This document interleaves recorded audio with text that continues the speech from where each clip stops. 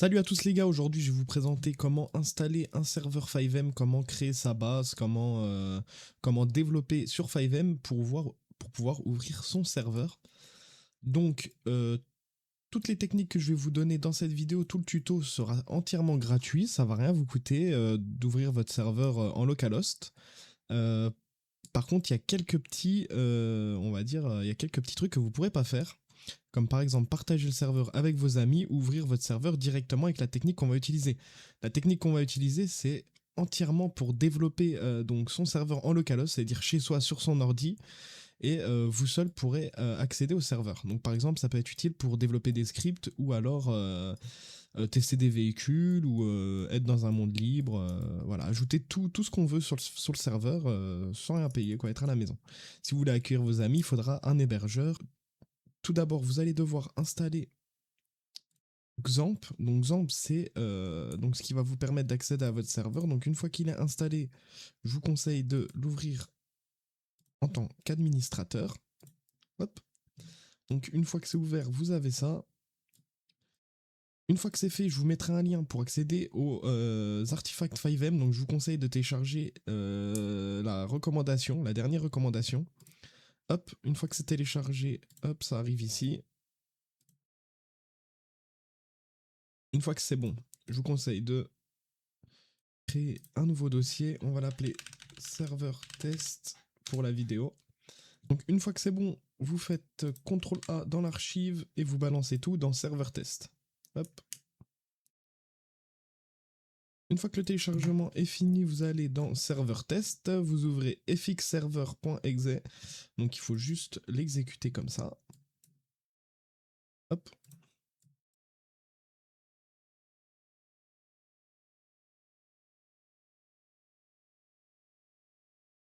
Hop, on autorise.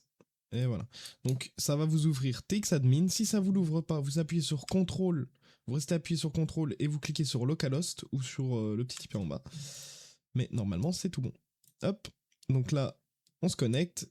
Si vous n'avez pas de compte CFX, je vous conseille d'en créer un, sinon vous ne pourrez pas continuer le tuto. Hop, on continue. Donc là, ils vont vous demander de vous reconnecter. Le Discord ID, on enlève, on n'en a pas besoin. Voilà. Donc une fois qu'on arrive ici, vous allez pouvoir sélectionner le serveur name. Donc ça, on va mettre pour la vidéo test. Vidéo, hop, parfait. Next. Donc là, on va télécharger, donc on va suivre les recommandations. Là, tout ce qu'il y a, c'est pas très intéressant. Donc, recommandations. Donc voilà, on arrive ici. Donc, 5M Basic Server, c'est un serveur 5M où il n'y aura rien du tout, il y aura juste, on va dire, les dossiers défauts. Donc, je vous conseille pas forcément, il y aura vraiment rien, c'est pas forcément ce qu'il y a de mieux pour débuter. Je vous conseille soit ESX Legacy, donc on va dire que ESX Legacy, ça va vous permettre d'avoir une base, on va dire de données, vraiment la base des bases, avec les données ESX. Donc, on va dire c'est ce qui va être le plus facile. ESX ont la plus grande communauté, donc vous allez pouvoir retrouver des scripts gratuits, un support plus facilement. Ensuite, Qbox, on va dire que en fait c'est Qubecore mais en amélioré avec beaucoup plus d'optimisation et des interfaces beaucoup plus modernes que Qubecore. Donc Qubecore, je vous le recommande pas forcément du coup, et ce qui est en dessous, ça nous intéresse pas. Donc je vous recommande un des deux. Pour le tuto, ça sera ESX Legacy. Ensuite, je vous conseille de laisser le chemin d'accès là. Hop, on save. Hop. Donc là, on s'en fiche, on touche pas. Donc là, il va vous falloir une CFXK.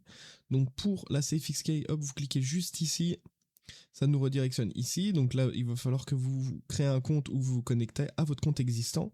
Et il va falloir générer une clé avec un nom d'affichage. Donc moi, ça sera tuto. Une fois que c'est bon, on la colle ici. Hop, et donc là, ça va vous demander de démarrer exemple. Donc hop, on clique sur Start Apache et Start MySQL. Une fois que c'est bon, hop, Run. Et donc là, ça va préparer tous les dossiers de votre base. Ça va les télécharger un par un.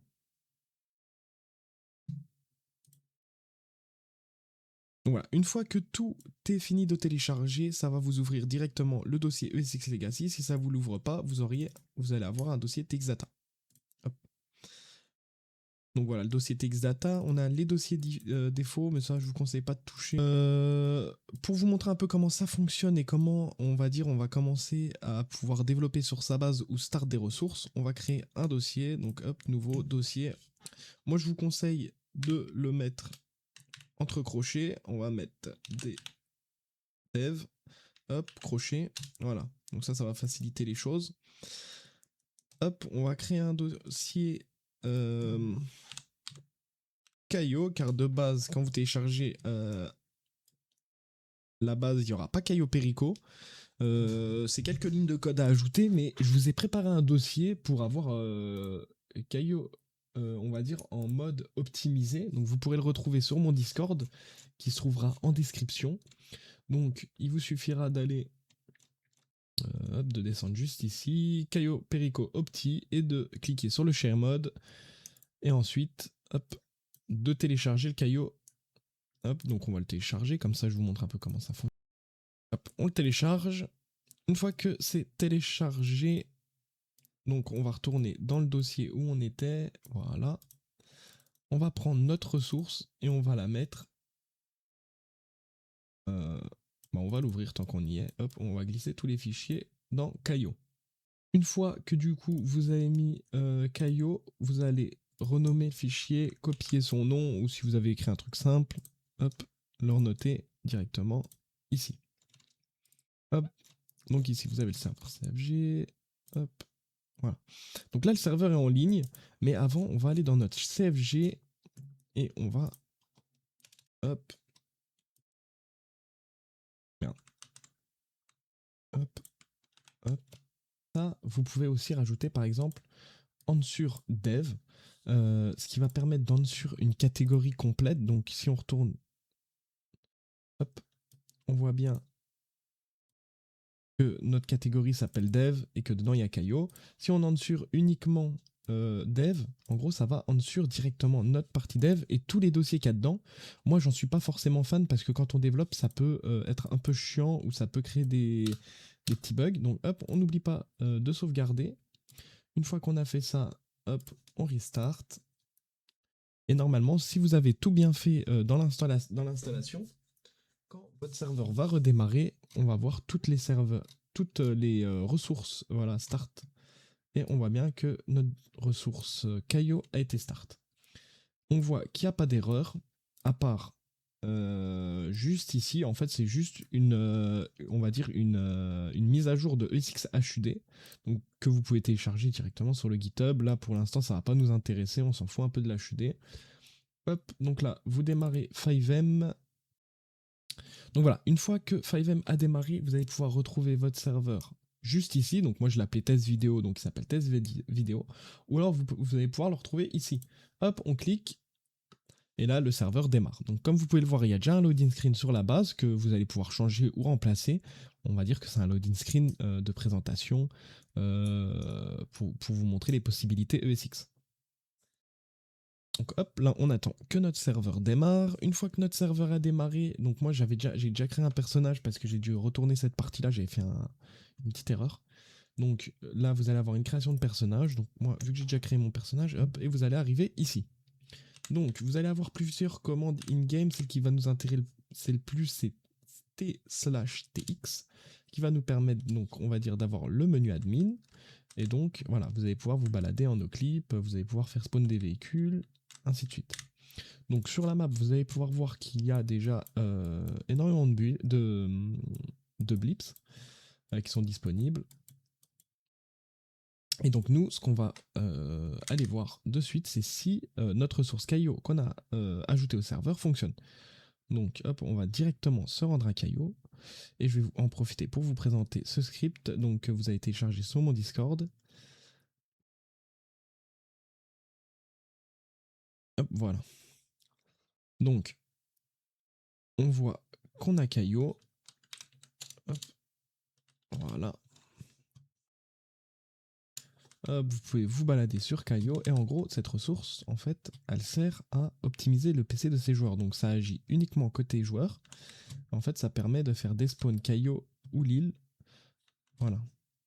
Donc, Là, je suis en no-clip, donc c'est vrai que le changement est assez brutal entre les deux, mais quand le joueur est en véhicule, il remarque même pas qu'il a déchargé une île ou l'autre. Après, vous pouvez améliorer, donc dans le script, comme je vous ai montré dans le config, vous pouvez changer les distances d'apparition ou alors de despawn des îles. Donc voilà, après vous pouvez vous balader sur votre serveur, vous pouvez ajouter des véhicules.